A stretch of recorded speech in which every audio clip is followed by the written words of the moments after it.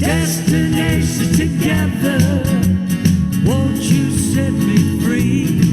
I'll take a train, a plane, a big cruise ship, it doesn't really matter to me.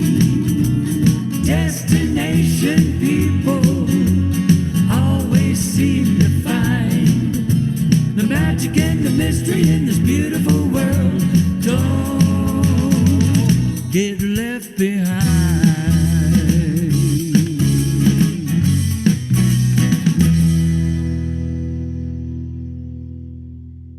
Welcome, everybody. I'm Tom Anderson, and this is Webinar on Wednesday with Destinations Together. As always, a warm welcome to the Zoom listeners and cruise line executives that are tuning in. The country seems to be in an unusual moment with so many significant events happening simultaneously. The results of the national election are being challenged by the incumbent. Carnival Cruise Lines has recently canceled cruises through January 2021. On a positive note, Holland America is moving 6 ships towards the U.S. Of course, all lines are diligently working to ensure that they meet the CDC requirements. Meanwhile, in the U.S., COVID cases are skyrocketing as the nation prepares for countless social gatherings for the Thanksgiving holiday, potentially spreading the virus even further. There are 2 vaccines, one from Pfizer and the other from Moderna, showing efficacy of 94+%. This has given the country hope that the pandemic will end. It has also fueled the stock market to an all-time high. Despite this positive news regarding the vaccines, they're not likely to be readily available before the cruise industry is up and running.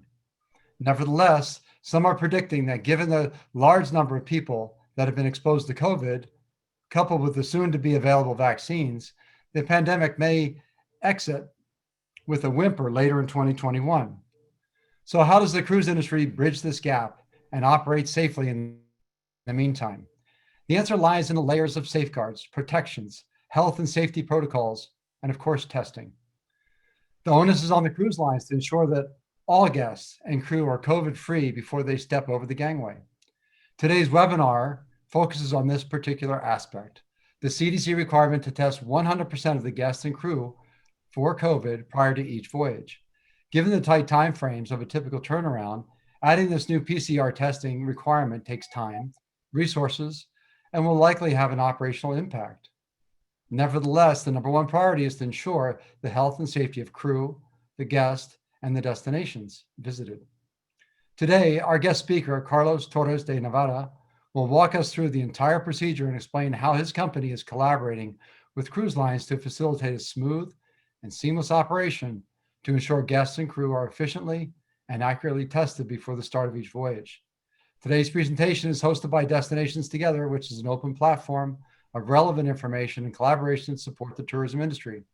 It is designed to help everyone connect, collaborate, and hopefully find solutions to bridge the gap until the cruise ship and tourism return to your region.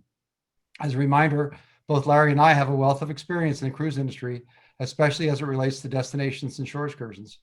Specifically, we focus on the development of guest experiences, destination analysis, product development, business strategy, and more. Please contact Larry or me directly to discuss the specifics of your business so we can assist you in a more individualized and focused way. I'll turn this over to Larry and to share some important information and then introduce our guest speaker for today's Destinations Together webinar on Wednesday. Larry? Hey, thanks, Tom.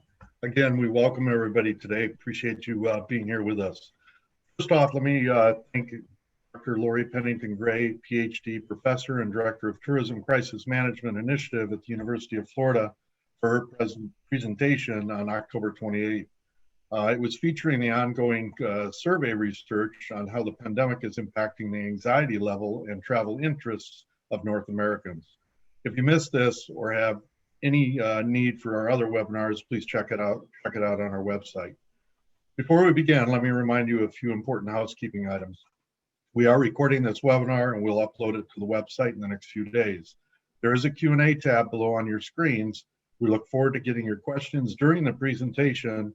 Please feel free to ask as we will be asking Carlos during each section of his presentation. We encourage you all to vote on the questions listed in the Q&A to help ensure we are including the right ones.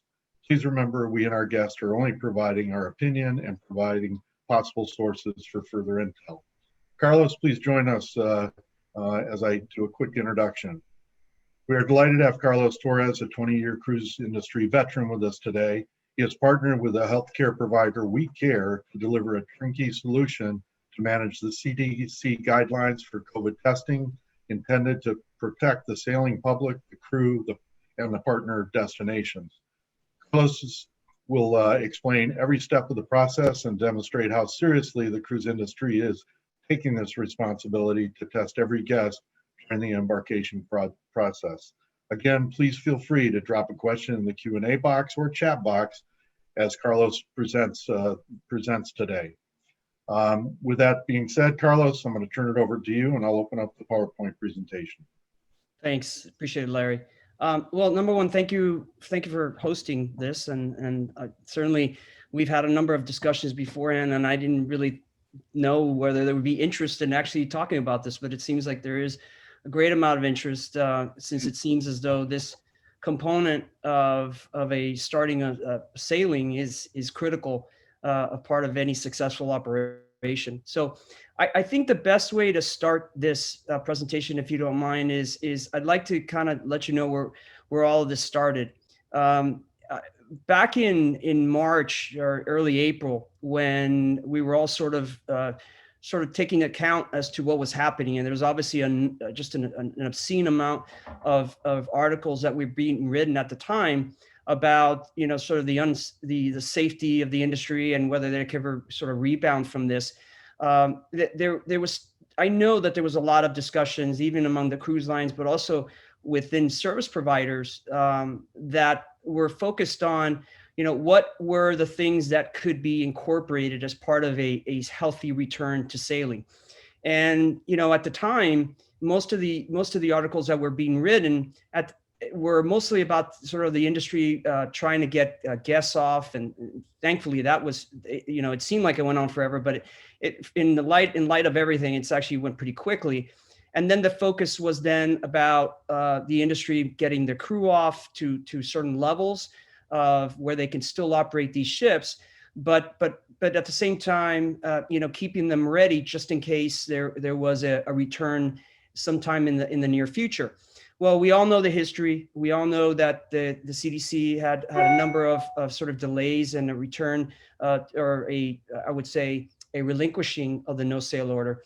But there was still a lot of time there that other sectors were doing things that were trying to get them back in business.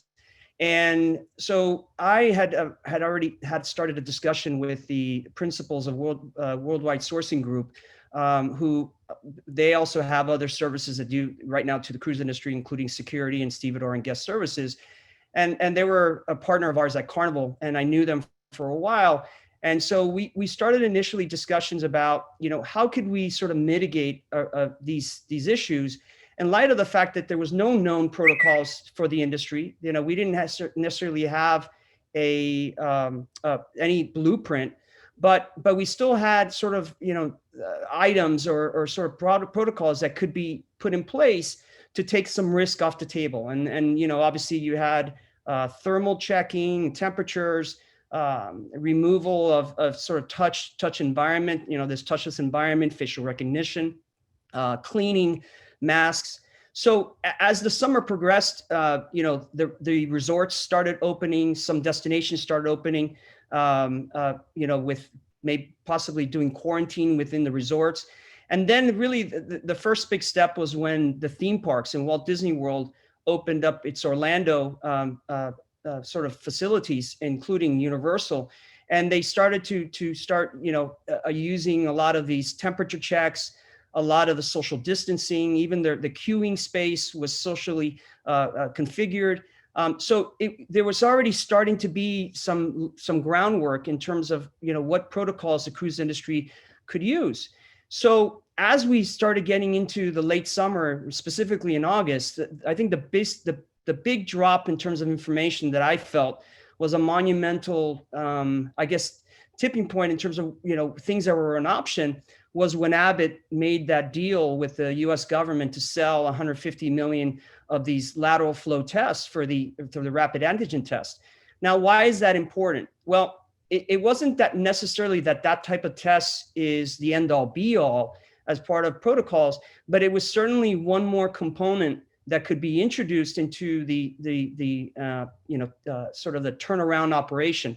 And that's what we're talking about here today, is specifically the turnaround operations, the start and end point of cruises. But that introduction of that antigen test and subsequent tests that were introduced after antigen tests that are lateral flow, and I'll get to that, what that means in a second, but also the types of antigen tests that require equipment, certainly these were options available to us. Because remember, the PCR test was always out there, but knowing that that test at the time was taking several days to get back results, it wasn't necessarily a viable option at the time for a terminal environment when you have ships that are trying to turn their operations in a typical time period of, let's say, 8 to 10 hours. Having a PCR, it just didn't really make sense. Now, that certainly has changed, and I'll get to that in a minute. But that introduction of that test as a further protocol was sort of further validated when in September, when the Healthy Panel issued its protocols, and there was subsequent then discussion about introducing testing before cruising. That certainly now started to validate some of the planning that we had started early on with respect to how do we incorporate these testing solution as part of a turnkey proposal to the industry. So fast forward, now we're sort of in that September timeframe, and I was validating some partners, for us to partner with on the medical side. And, certainly there's a lot of people out there that can provide tests. They can provide certain aspects of what would be a turnaround situation. But I really was wanting to partner with somebody that could provide many elements of a proposal to the industry. Having been in the industry for so long, one of the things that I always found challenging was, fielding phone calls where we were being prospected to, where, somebody comes with an idea, and certainly there's great ideas out there. I'm not necessarily saying they're bad ideas, but it was always from the perspective of somebody brokering a deal. And I didn't want our proposal to feel as though we were a concessionaire, or that we were acting as an agent for somebody else. I really wanted to have a partnership with whoever can help us in this turnkey solution, that they were a true partner in an end-to-end solution. And that's how we came across the folks at WeCARE.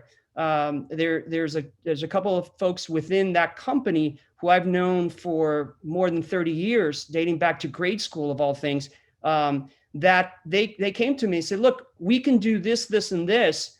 What do you think? Can you put something together? And immediately I saw the value in it, because I obviously bring the finance and operations background and the many years involved in that as part of the cruise industry. But I really needed somebody that was an expert in the manning, the test protocols, the software platform, in order to do the tracing, the communication. And that's how we came to this partnership between WeCARE and us at Worldwide Sourcing Group.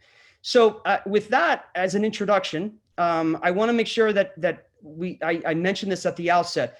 I feel that these type of webinars or these type of interactions are best when people ask questions.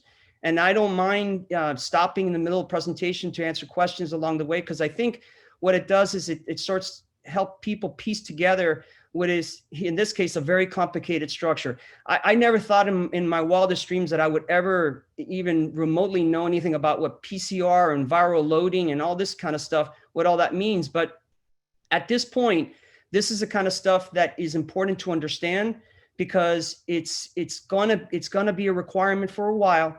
And the best thing to do is to sort of know about the subject matter in order to then feel more comfortable about how to deal with it. The last thing you want is to say, well, somebody else will deal with it, or somebody else will understand it. It's not complicated, and I'll break down the whole CDC framework in a second. It's just a matter of not trying to take a big bite out of what you're trying to, what you're hearing, but rather breaking it down into pieces. And that way it's easier to digest it. So Larry, if you don't mind, because you're driving, if you go to the first slide, if you don't mind. So we all saw the CDC framework that came out on October 30th. And the document clearly, provided a lot of guidance, and and I think that's great. And by the way, I can tell you that my involvement with the CDC goes back a long way, and I can remember that the CDC and the cruise industry has always had a collaborative relationship, and I hope that spirit remains. From that dating back to the time when I was at Carnival, and we had an Ebola scare on board the Carnival Magic out of Galveston. And I remember after that tumultuous sort of weekend that we had in dealing with that, I received a letter from the CDC director at the time, thanking me and thanking the executive team at Carnival for being so proactive and collaborative in the way that we approach that. So I think the spirit of what the industry is going through right now with this situation, and the fact that they really want to work with the CDC, I really think in the heart of my hearts that this is a real, true sort of intention to do that. And I hope that the CDC and other government agencies feel that the industry is not looking for a scapegoat. They're just looking for a way to move through this and get to the point where we can go back to what we do best, which is to basically sell vacations and dreams. And that's what really we want to get to. So going back to the CDC framework, you're going through that 40-page document, and it was lengthy, and it's actually complicated. It took several readings to sort of get a good feeling about it. I still don't have the best feeling about it, because there's so many holes in it, especially when it comes to these sort of protocols and the technical protocols. But what I've done here with this slide is I sort of broken down what is it that the CDC is requiring as part of a turnaround situation with respect to testing in a pre-boarding, a embarkation environment, debarkation environment, as well as on board. Now, I'm not the expert as far as what the cruise lines are doing with respect to installing HEPA filters and any other protocols in terms of cleaning on board. The way I look at that our proposal is just one big component of a layered approach to get back to safe sailing. So today's presentation is mostly focused on how we and our turnkey proposal will complement the aspects of the CDC requirements that they've issued on the 30th. So with that, I want to go through the 4 different levels. And once we start, Larry, I should go back one level, please, if you don't mind. It's really broken down into 4 segments, and that is this pre-cruising testing, which includes everything from testing crew members that arrive in hotels in cities where they're about to board a ship, to even testing guests in their homes as part of an initial PCR test that potentially could be required. The second aspect is these testing at embarkation. And again, there's two pieces to that, right? There's the guest side, and that is testing under a required test. And there's no clarity right now in terms of what test is going to be allowed or required. But as from a guest perspective, that is one level of testing, and every guest that comes on board will be tested at the terminal or outside the terminal or in the area. And the crew members that are actually coming from the hotels and maybe boarding the ship on the day of embarkation, they'll also need to be tested in addition to them being quarantined on board. So there's the testing at embarkation. There's the testing on board. And what I mean by that is this is actually the only specific part in that CDC document that they said that symptomatic travelers would have to be tested using a rapid PCR and not an antigen test on board. Now, why is that important? Well, as you probably seen in the news with respect to the Sea Dream, one of the protocols that they put in place was to have a rapid a PCR. They call it the Abbott ID test on board, and that's how they were testing the initial reaction to some of the symptomatic travelers. Now, we all know later on that once they arrived in Barbados, they started using PCR, but the initial assessment of whether somebody was infected or not, they used a rapid PCR. I'll get to that in a second in terms of what types of tests there are available. But I want to just make sure you understand that the testing on board is a critical component to the overall CDC requirements. And then the last piece is this testing at disembarkation. Now, I have to say that I was surprised when I read it. I get it. I understand why they want it.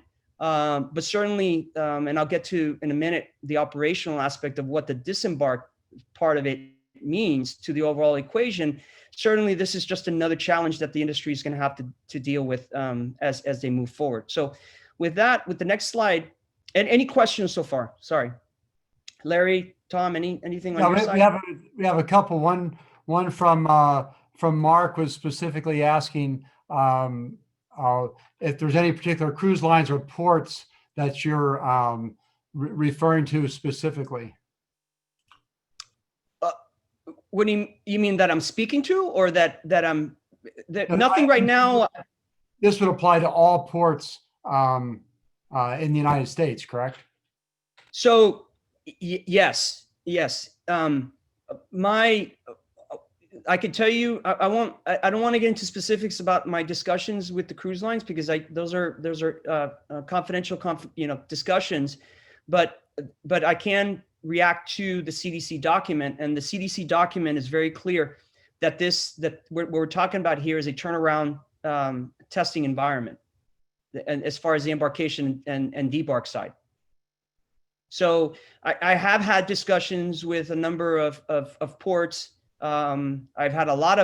I can tell you that Port Canaveral has done a really good job of staying on kind of in the know. They have a dedicated team that is just focused on this. I've also had some discussions with Galveston and with Miami. So the reason why I mentioned those three is not that of course they're friends, but the important thing is that they are more than likely going to be the starting point for cruising when the simulation cruises start, as well as when ultimately the revenue cruises start. So they are important cogs in what will be a restart sort of machine here. And so it's very important that we keep them informed. The other part, the reason why they're important is part of the CDC guidelines state that the cruise industry and the ports need to have protocols, not only for the amount of ships that are in port one day, but also as far as emergency protocols with respect to whether there's an outbreak or some other situation on board, that they have protocols with the destinations as far as how to manage the offload of those impacted travelers or crew. So we can talk about that in a minute, but that is the other component that's important in all this, is not only industry, but rather also the destinations and the ports involved in as part of these protocols. Okay, yeah. So I just put this slide together because and by the way, this by no means is static. The types of tests that are available, they're changing daily. Just today, there was the FDA approved another a in-home rapid antigen test that allows the individuals to basically swab themselves and to put the swab in a sort of little machine that has two lights, green light that says you're okay and a red light that says you've got a problem. So the amount of tests that are coming online is literally changing on a weekly basis. In fact, if you go onto the FDA website, there's a listing of all these tests. The reason I put these here is because I believe these are the viable tests at the moment that will allow for the industry to then choose based on the CDC guidelines as far as which ones they will introduce as part of these testing environments, which I previously reported were 4 different environments. Again, pre-cruise, at embark, on board, and at debark. Okay, So the first option is what they call this isothermal rapid, molecular in vitro diagnostic, and that's the IBET ID. Now, if anybody's sort of been seeing how the IBET ID is being used, obviously the Sea Dream in the Caribbean was one of the things that they used, the test that they used on board. But recently there was an announcement that United had started their flights from Newark to London, and they were basically testing everybody on board before they got on the flight, and they were using the IBET ID. The advantage of the IBET ID, I would consider this to be what they call a rapid PCR. It's not a full-on PCR, meaning, look, the PCR, and I'll just jump to the bottom section. A PCR is basically what they consider the gold standard. And the reason why it's called a gold standard is because it does a really fantastic job of picking up, the small amounts of viral, that's in people, right? So obviously if you're infected, you have a high viral count. But if you're showing no symptoms, or you maybe not have a full-on COVID, you may still have, pieces of this virus in you, but the PCR really goes down to a very, very minute level. That's why, when they say that's the gold standard, it's because it's the best way to figure out whether somebody has, the virus or not. So, but because that obviously takes time and it's also expensive and all this, that's the reason why now there's these other types of tests like the rapid PCR and antigen that are being introduced, that although they don't necessarily have the I would say the minute way of finding the virus, they still do a decent job of basically, determining whether you have the virus based on how much viral you have in your body, or even showing symptoms. So the IBET ID is something what I would consider to be in between an antigen and a PCR. And again, that was a test that was identified within the CDC requirements as allowable as an onboard specification or test to be used to monitor symptoms or people with symptoms on board the ship. So that's that one. The use of that is we can use that in a terminal setting to do the testing before the guests get on board, as well as the shipboard environments. The second one, option B, is the rapid antigen that's called lateral flow test. And the best way to explain this version of this particular test, it's almost like a pregnancy test, right? Essentially, what happens is a sample is taken from the nose or the back of the throat. An agent, a chemical agent, is then put onto that sample, and it's layered onto this cloth that then comes out with a result. And like I said, it looks a lot like a pregnancy strip. And the beauty of this particular test is that it is fast. It's a 15-minute test. So, and sometimes even quicker, excuse me. So it's not the most reliable test, because it doesn't necessarily work for asymptomatic people.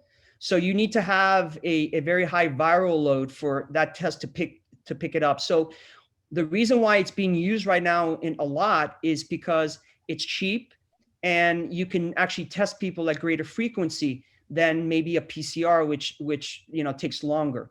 So the idea of potentially using the antigen test in a cruise terminal environment, you wouldn't necessarily do it by itself, but you would use it as part of a layered approach. I know that Richard Fain had used that word layered approach during his Sea Trade panel back in October, and I think it was the right perfect phrase, because there is no one solution that's going to fix all this. This is, other than this virus disappearing or this vaccine taking hold and everybody gets it. What we're talking about here is trying to reduce the risk and mitigating risk as much as possible. So the idea of including, a PCR before arriving at the terminal, then doing an antigen, and then the masks and the health protocols on board, that's part of a total solution. And that's how the antigen test would really make sense in this environment. So option C is the same thing, but in this case, the antigen test they have like a little bit of like a credit card machine that is used to read the results. And so, but it still falls under the category of antigen. And then the last two, option D and E, is obviously what you're seeing now, where people are being, PCR'd in hospitals or, through mobile drive-throughs. The advantage of this test is obviously again, it's the reliability. We can introduce that in a home environment in terms of testing people in their homes before sailing, as well as testing crew members before they join their ship, and which is part of the CDC requirements. And then this last point is kind of important, and I'll tell you why. This PCR point of care, there's essentially 3 different ways that a PCR can be deployed. They call it sort of high and medium, modalities. And then there's this point of care. There are not a lot of machines and a lot of companies that have received a point of care approval. And what I mean by point of care, that means that these machines can be, brought into any environment, including a terminal or even on board. More than likely, these point of care machines come with an associated cartridge, a test cartridge, that is then used to produce the test, or to come up with the test. And in this case, with the Cepheid, which is really the best example of the point of care PCR, the beauty of this is that if you deploy this on a ship or even in shoreside, the test itself can take just under an hour. Why is that important? Well, we'll talk about it in a minute, as far as how do you employ or deploy these type of tests in a sort of operation.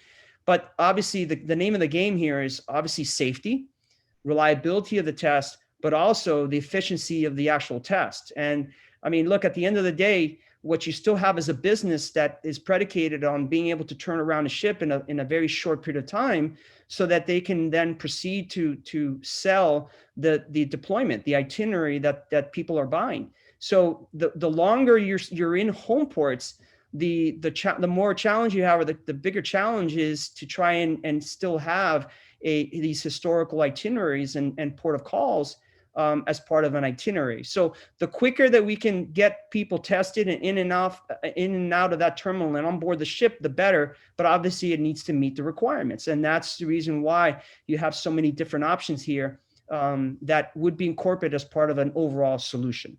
So I know I've said a lot, but is there any questions on this? Carlos, we're going to go ahead and ask you to keep moving forward. We've got about 30 more minutes left, and we've got quite a few questions. So if we can have you pick up the pace a little bit, and then we'll do the questions at the end, if that's okay. No worries. That's great. So I'll go really quickly here. So again, our part of turnkey solution is just not selling just one aspect of it, but it's talking about, what are the tests that we're providing?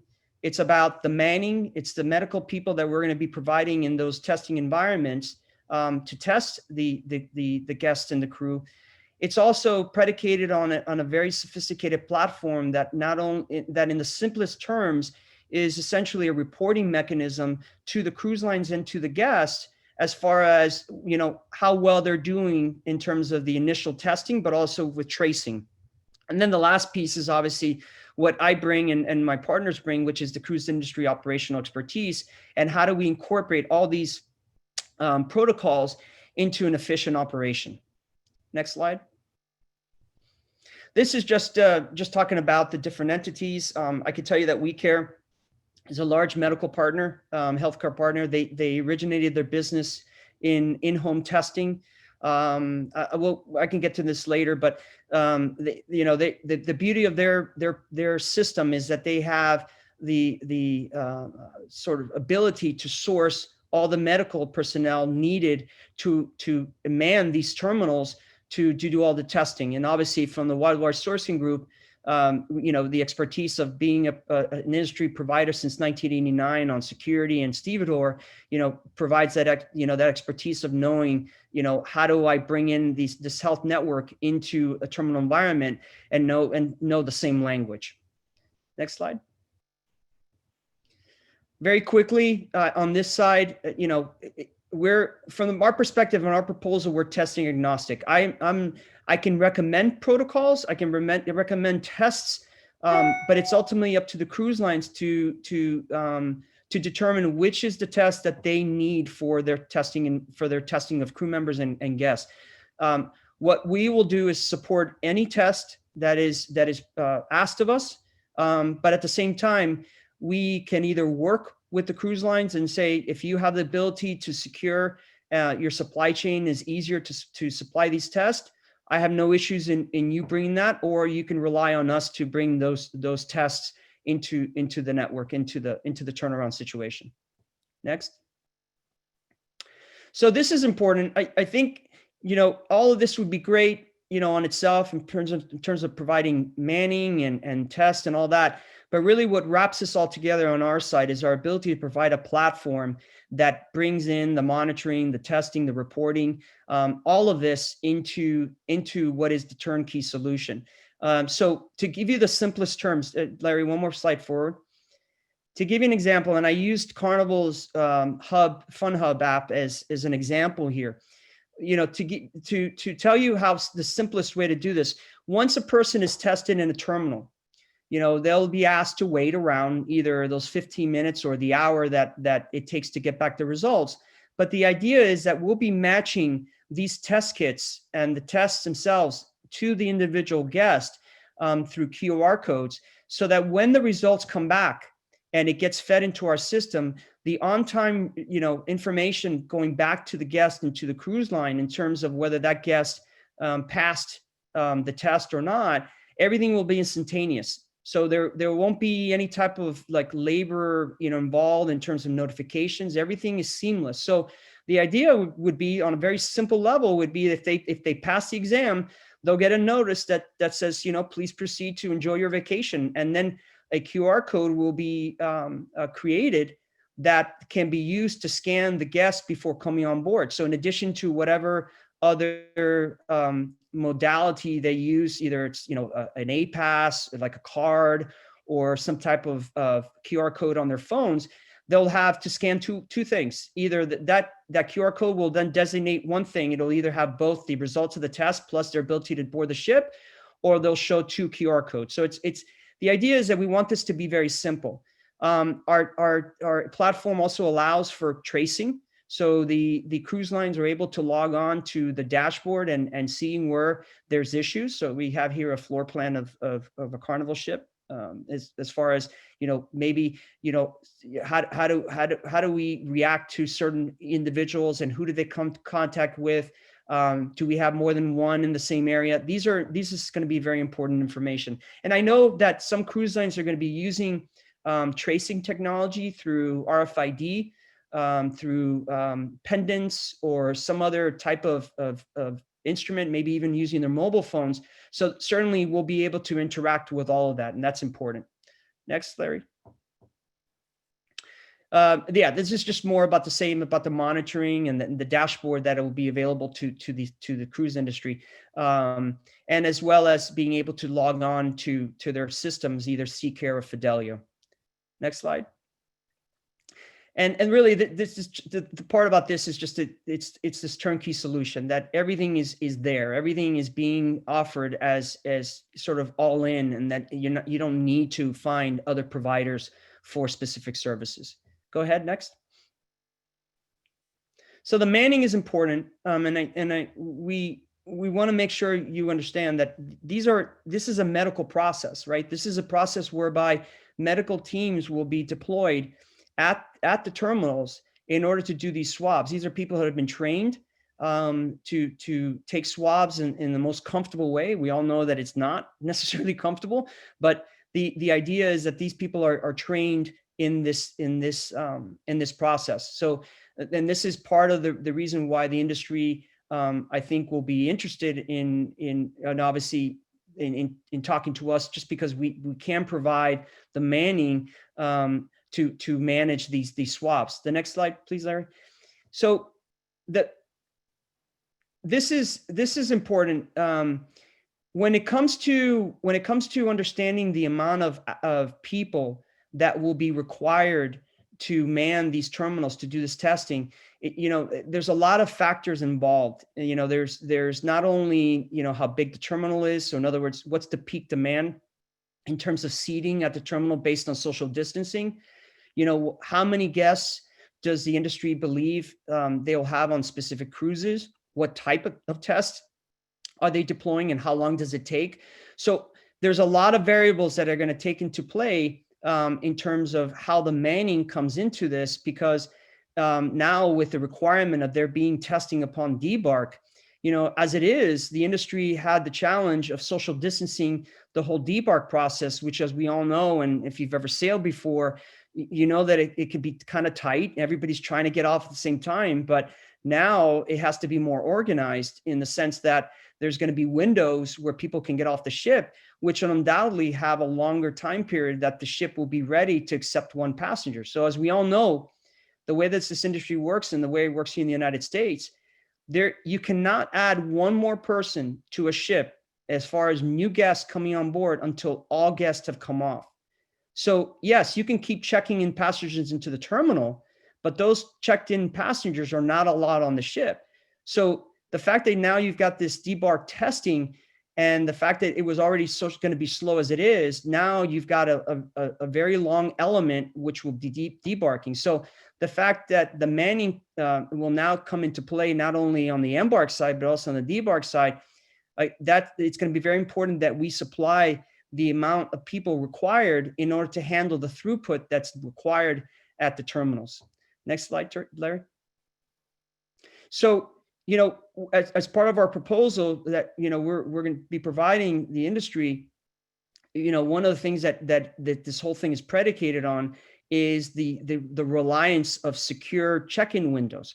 So, there are some cruise lines that are a little bit more open in the past about allowing guests to arrive at the terminal whenever they want, while other lines are very adamant about specific windows in order to sort of manage the flows within the terminals.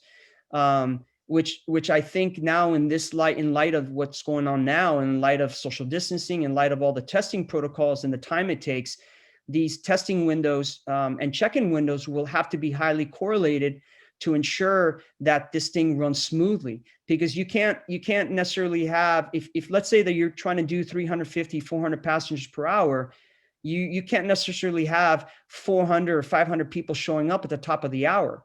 So more than likely that the industry is going to have to focus on somehow smoothing out the arrival times, maybe in 15-minute increments, in order to sort of, staff up or queue up the seating in the terminal and the testing up to a certain level. And so that if it was like a graph, it'd almost like, be looking like this in terms of how many people are checking in and waiting for their test. So it's going to have to be a very strict check-in window in order to accommodate this process. But as part of our manning solution, we're going to be providing the people, the supplies, as well as the test. And to the extent that the industry now starts increasing the number of guests and the occupancy levels that they start introducing on the ship, we'll be ready to manage those manning levels. But obviously there's going to be some restrictions. The days of having 1,000 people in a terminal when it's already tight, those days are over, at least for the time being, just because of social distancing requirements. So let's say that a terminal had 1,000 seats, and because of social distancing, you had to maybe discount it by 50%. That means that you can only have 500 passengers in the terminal at the same time, which unfortunately then becomes your throughput rate in terms of how those guests, how they can get on in terms of that rate. So if you ultimately get to that 3,000 range, as it is, that's a 6-hour time frame just for 500, people an hour. So this is important, as far as the considerations in terms of the planning.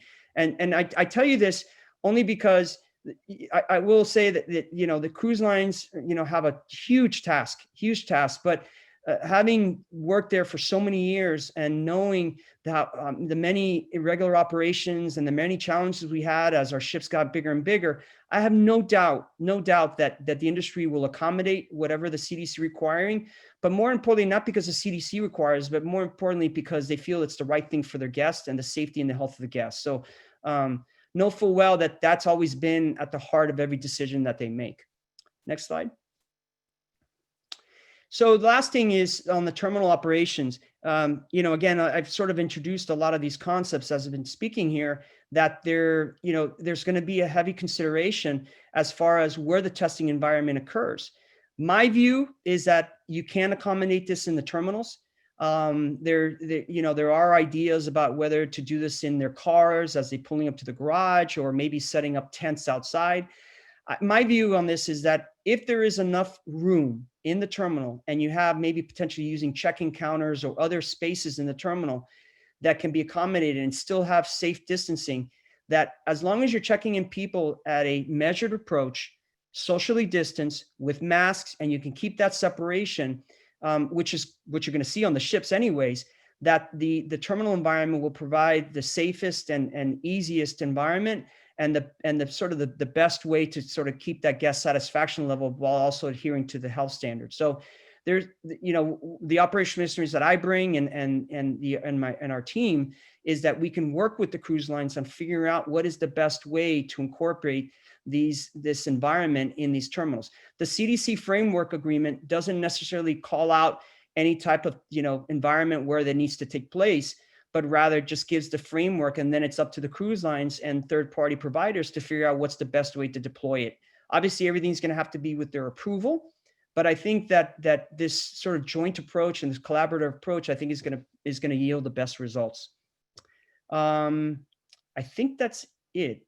I tried to race it, so thank you, and let's talk. Let's open it up, I guess, Larry.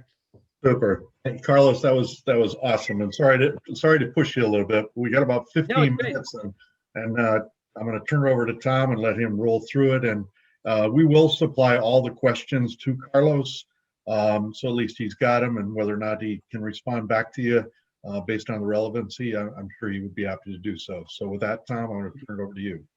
Thank you. Well, Carlos, we have a lot of questions, so this is going to be like the lightning round. Speed dating? Because there's a lot of questions here. Some I'll try to paraphrase just a little bit. First one is, what is the minimum threshold of efficacy that the CDC requires? There's a lot of different test types. I'm sure they have different efficacy rates. What does the CDC require?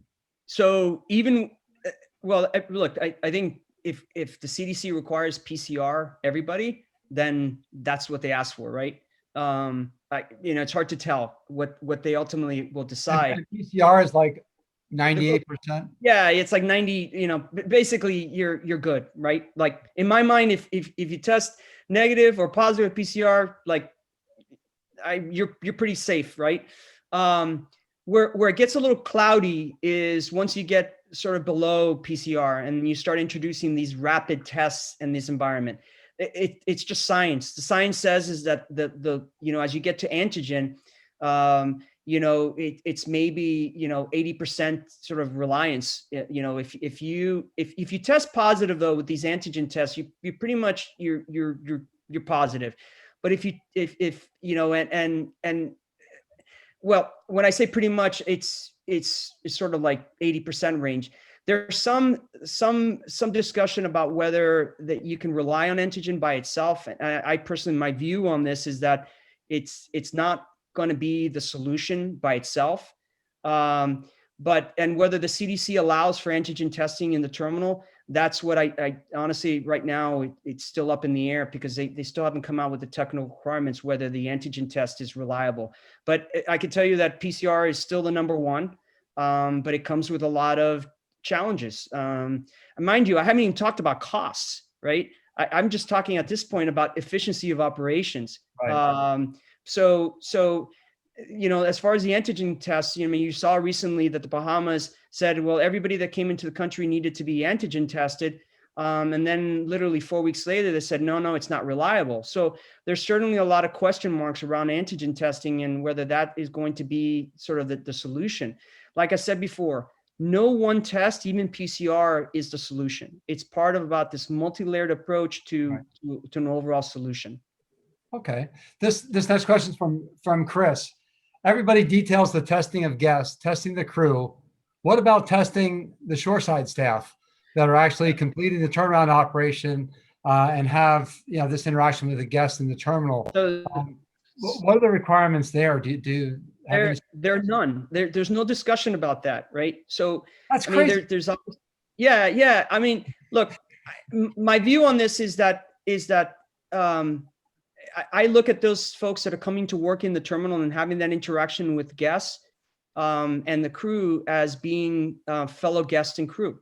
So our proposal calls for the testing of all the individuals that come into that environment to be tested in the morning of. So the idea would be that if we would have a crew of manning just for testing those individuals before they start interacting with their guests in that environment. Now, I don't know. I mean, that's our proposal. The requirements could be that it just be a temperature screen. I mean, I don't know. I can tell you that I sort of have my own feelings on what's the best way to do that, but it's really going to be up to the lines. That the important thing is that we have the ability to do that testing of those service providers before they interact with the guest.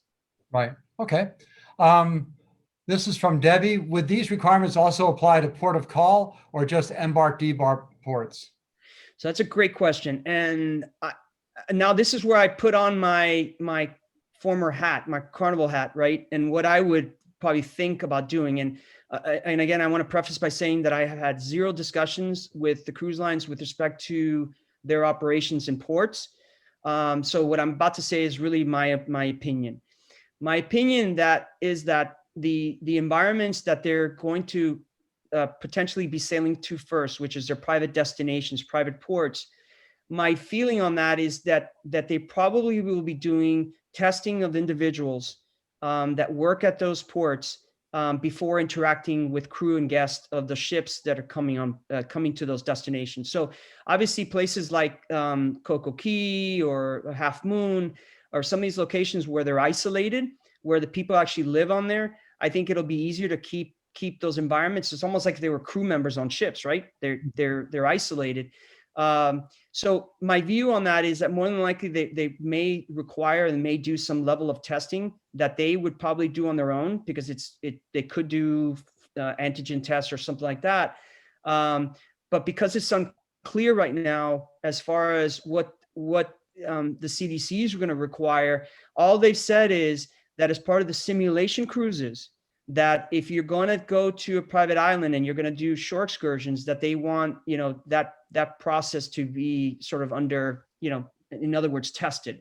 So my only thought is that more than likely they're going to be testing folks at the ports. Now, where it gets more complicated is obviously when you start introducing ports of call that are large destinations, right? The St. Thomas's, the Nassaus of the world, where you've got, the interaction. Well, I mean, we all know what MSC is doing, right? They're basically saying, look, we're only going to allow people off board the ship in a Shorex environment that is created using these bubbles, and so I suspect that the only sort of certification or testing may be of those Shorex providers and the environments that they create for those Shorex bubbles at the destinations. Obviously from the destination perspective, you want to know exactly what the cruise lines are doing. So I'm sure that there's going to be a level of reporting from the lines to the destinations to ensure that, there's no outbreaks or whatever coming to those destinations. So it's still to be seen. We're almost want to try and look maybe 20 miles down the street, but when in reality we really got to start this marathon, by facing what's in front of us in the start line. And once we start, I think it'll become a lot easier to start taking inventory of the success that you've had along the way in order to start, moving on to additional challenges. And it sounds like there's a lot of question marks, and it's all going to be fluid. Here's a couple that should be really fast. The testing is going to occur before you enter the terminal or once inside the terminal, or is it a mix? So there's different ways to do this. You can be in your car and they could do your testing like you see here in Miami with the football stadium, where folks are just lined up and just being tested in their car. Obviously that becomes a challenge because it's not like these garages were made and the traffic patterns were made to have a large traffic jam, especially in some of these bigger ports like Miami and Canaveral, where there's already a lot of traffic to begin with. By the way, great ports. So to all my port friends, I'm not criticizing you in any way, but clearly the point being is that a lot of the infrastructure was never designed for this, right?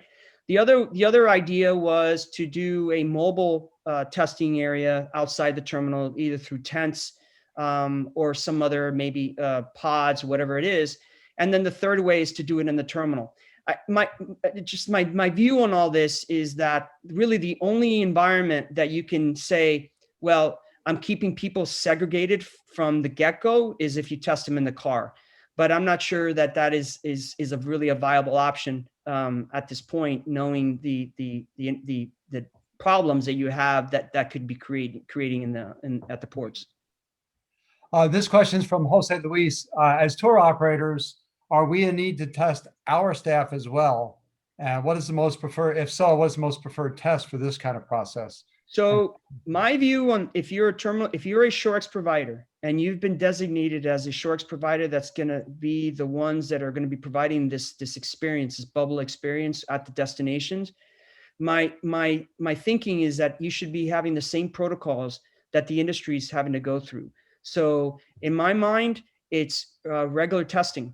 And I think if you include an antigen test as part of almost like weekly testing, as well as testing before the ships arrive, to me, that's a pretty viable way to ensure that you're doing everything you can to ensure a safe environment. This is from Vernon. Sorry, Tom, it's important. It's important. The frequency of testing with antigen is a key component of all this, especially in the ShoreX department. Oh, interesting. This is from Vernon. If a passenger is tested positive on board after the cruise leaves the port, how would they go about handling the situation?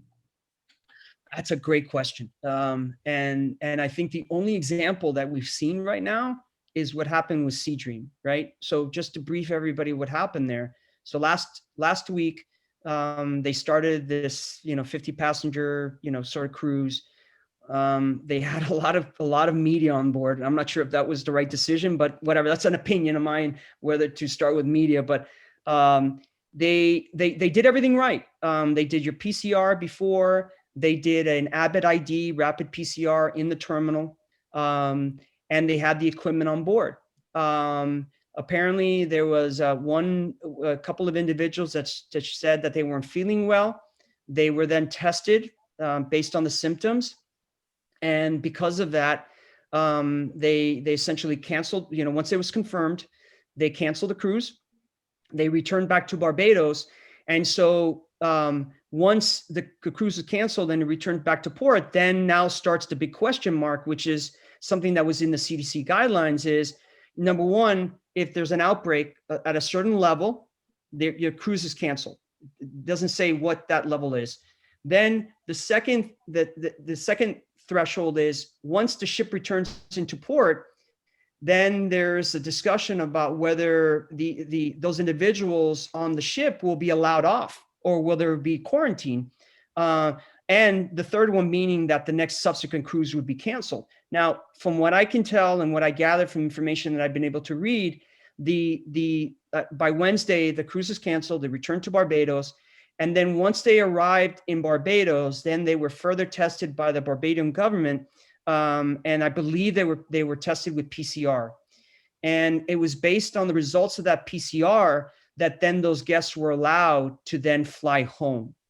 Now, I wouldn't necessarily read into that as sort of being whether that is the answer of what will happen in the sort of North American cruise market. I don't know, but certainly as if I were, cruise line, executive or, just being part of the cruise line, I would want to at least have a protocol in place with the CDC where they agree that if this happens, then this is the result.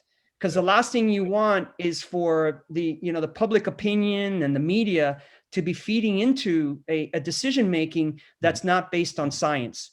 And it really does need to be based on science. So those protocols in terms of the level of what constitutes an outbreak and what constitutes a sort of a quarantine situation is important. But we do know that the CDC is going to be requiring the industry to backstop their operations, which means that if there are infected folks on board and they need to get them off, that they need to handle all that type of arrangements, including private transportation to and from medical facilities, as well as hotels to be quarantined. Okay. Carlos, we're right at 3 o'clock. Okay. If you've got a few extra minutes, Yeah, we still have a go ahead. lot of questions. I can run through Yeah, a go couple ahead. more questions to Whatever try to you get want. through as many as we can. No worries. How long will it take at the terminal, the cruise terminal, to get results from the test through this embarkation process? So it depends on which type of test. So if we're doing antigen, that's a 15-minute test. If we're doing PCR, and let's say we're using the Cepheid system, that's about an hour. If we're doing a lab, in other words, if we have to set up a lab at the port, and we maybe have to set up like an office with a mini lab to take swabs to and from, that could take longer. That could take over an hour. But remember, the reason why PCR takes so long is because there's a heating element, right? It's about, making sure that you take the time to let the test sort of settle and actually run through its protocols and not rush it. Mm-hmm. That's why when you compare it to an antigen test is really just sort of like a high level sort of review, almost like if you're reading a Cliff Notes version of War and Peace, right? Whereas the PCR is your War and Peace, right? So really that's the big difference. It's just the time it takes. So you're talking about a delta of, potentially at best of 45 minutes between an antigen test versus a PCR, full-on PCR test. Okay. And this one may be difficult, but what is the estimated cost for these tests for passengers? And how does the cruise line handle these costs? So we're square in the middle of this challenging topic of cost. So look, this is a touchy subject, right? Because look, I mean, even in an air environment, the folks and even in the Bahamas with their recent announcement, the cost of all these tests was not borne by the airlines, was not borne by the government. It was actually the guests that were traveling that they would have to pay for that charge. I don't want to speak for the industry or how they treat it. Certainly I have ideas, but all I can do is say, look, in the air environment, it's the guest that was paying for it. And those costs are pretty readily available in terms of what airlines are charging. Recently Hawaii, they set up a testing thing in San Francisco and LA for those folks that were traveling to Hawaii because Hawaii was requiring antigen tests upon arrival.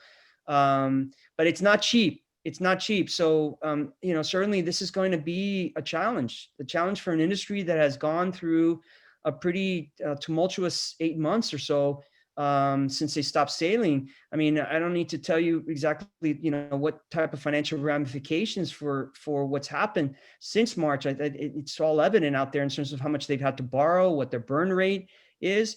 So all I know is that whatever decision the cruise line makes, I'm sure that it's really going to be, with the cruise guest at heart in terms of, they're, putting pressure on them and their costs.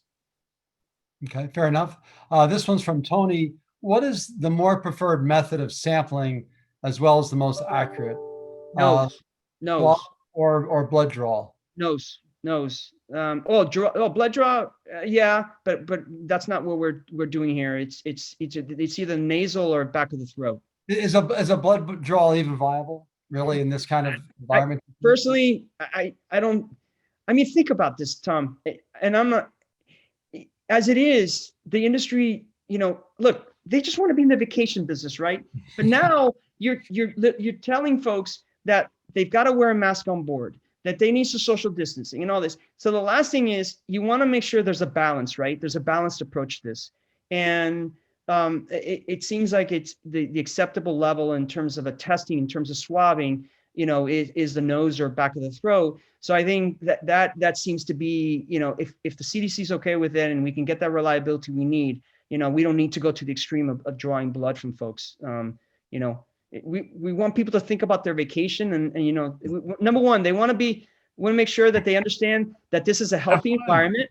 And then once they check off the healthy environment box, it's all about, man, I can't wait to get to XYZ destination, or I can't wait to do this on board, or to have that drink that I love to drink there, or go to that restaurant that I love to go on board. I mean, you want them to stop thinking about that stuff. I mean, it's going to be hard because they got to wear masks and all this, but I got to tell you, at least from my personal experience, we haven't cruised before, but I have been on a number of cruises, but I did go to Walt Disney World over the summer. I'm a big Disney fan. And I can tell you that I felt that they were doing everything they could to ensure the safety. And yeah, you had to wear a mask, and it was 150 degrees and it was hot and all that. But there were moments that you forget about all that, right? And you focus on what is it that you're trying to experience, and the experience that there's in front of you. And I hope that is really truly at the end of the day what the guest feels, because that's really what the industry is trying to sell here, is the experience and the vacation. Yeah, we have to make sure we don't, with all these protocols, take the fun out of cruising. Larry, I'm gonna bat it back over to you. We're already at 3:05, so we're 5 minutes past. Well, fantastic. And Carlos, thanks for sticking in there with us a little bit. And also to the folks that are still on there, we still have quite a few. So we appreciate you hanging in there. And as I said, I'll make sure Carlos gets the questions and leave it to him how he wants to handle any, follow-up back to those individuals we weren't able to provide the feedback. So again, Carlos, thank you for what you're doing. Thank you. Thanks for the opportunity. You bet. In our next webinar, we are excited to introduce Faces of Tourism in the Caribbean with Mark Melville and some special guests on December 9th at 2 p.m. We look forward to seeing you there. Please visit our website at destinationstogether.com to see all the past and future webinars. And please don't hesitate to share our website with others. It's open to everybody. As a reminder, both Tom and I have a wealth of experience in the cruise industry, and especially as it relates to destinations and shore excursions.